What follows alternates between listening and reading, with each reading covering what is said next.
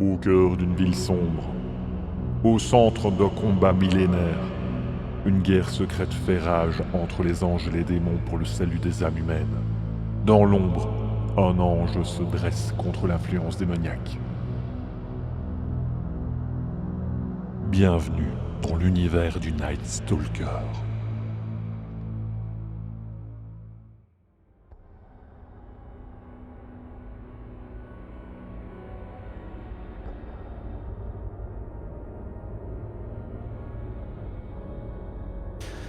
De par ma nature, j'ai eu la chance ou le malheur de vivre et de survivre à de nombreux conflits. Certains d'entre eux ont été oubliés, alors que d'autres ont marqué l'histoire des hommes. Mais la guerre dont je vais vous parler a changé l'univers et l'existence. Comment parler de la situation sur Terre sans évoquer l'événement qui déclencha tout ?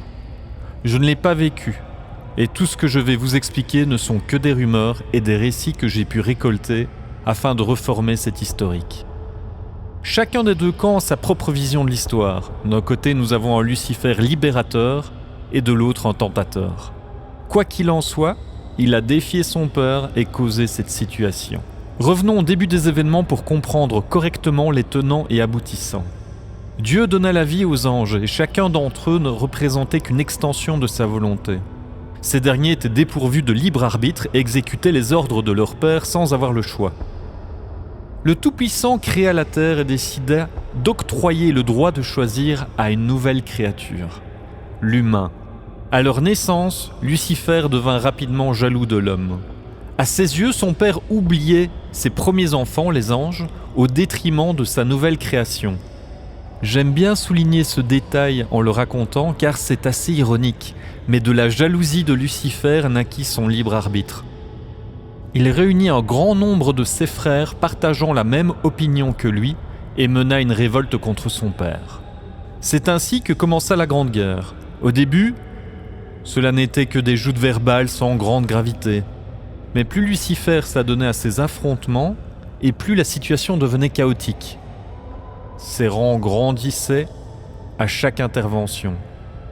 Mais la mort de l'ange Kéhétel des mains de son propre frère marqua le début de l'escalade de la violence, ce qui sépara irrémédiablement le paradis en deux. Tous les démons et les anges l'ayant vécu n'ont que des souvenirs sanglants de cette époque, des frères s'entre-déchirant pour des opinions personnelles. Il est difficile d'avoir des informations précises sur les combats en eux-mêmes. Tous s'accordent sur le fait que les anges fidèles à leur père ont tout tenté pour raisonner Lucifer et ses partisans, ne les tuant qu'en cas de dernier recours, préférant les enfermer dans le purgatoire afin de leur donner une seconde chance à la demande de leur père. L'autre camp, quant à lui, n'hésita pas à massacrer ceux qui se mettaient en travers de leur route. Aucun prisonnier, mais des cadavres pour user le moral de leur adversaire. Mais ce combat dura, éprouvant l'endurance des deux camps. Mais au milieu de ce conflit, certains se démarquèrent, dont la plus célèbre fut Thalys, surnommée la Désolation. Je vous parlerai d'elle un peu plus tard, mais sa bestialité n'a d'égal que sa cruauté. Azazel également. Il créa les Néphilim en utilisant les humains afin de faire grossir les rangs de son nouveau maître et d'équilibrer les forces en sa faveur. Les anges restés auprès de leur père furent meurtris par ce conflit et leur foyer fut compartimenté dans le but de protéger les âmes humaines ainsi que l'intégrité du paradis. Quant à Lucifer et ses fidèles, sachant qu'ils allaient perdre la guerre, ils préférèrent s'exiler en enfer.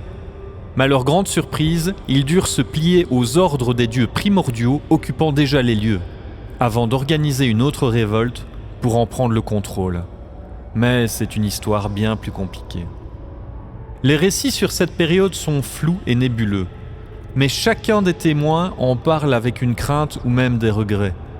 J'avoue être content de ne pas avoir vécu des batailles aussi intenses.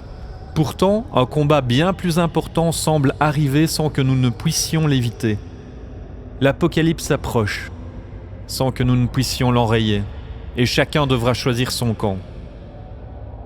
Le mien sera sans nul doute du côté de cet ange.